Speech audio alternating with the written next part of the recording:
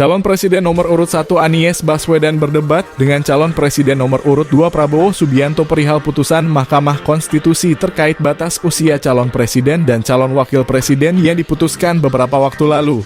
Putusan MK itu lantas dinilai telah diwarnai pelanggaran etika berat oleh Mahkamah Kehormatan Mahkamah Konstitusi.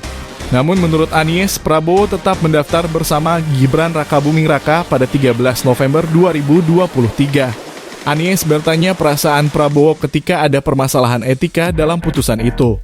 Merespons hal itu, Prabowo mengatakan ada beberapa perspektif dalam permasalahan itu. Jadi tim saya, para pakar hukum yang mendampingi saya menyampaikan bahwa dari segi hukum tidak ada masalah. Masalah yang dianggap pelanggaran etika sudah diambil tindakan dan keputusan waktu itu oleh pihak yang diberi wewenang kemudian sudah ada tindakan, ujarnya.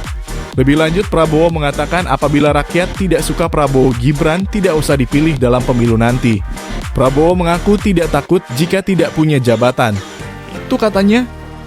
Barokah untuk teman-temanku semua, jangan lupa like, subscribe, dan tekan tombol lonceng supaya dapat notif video terbaru channel Minang Story. Terima kasih.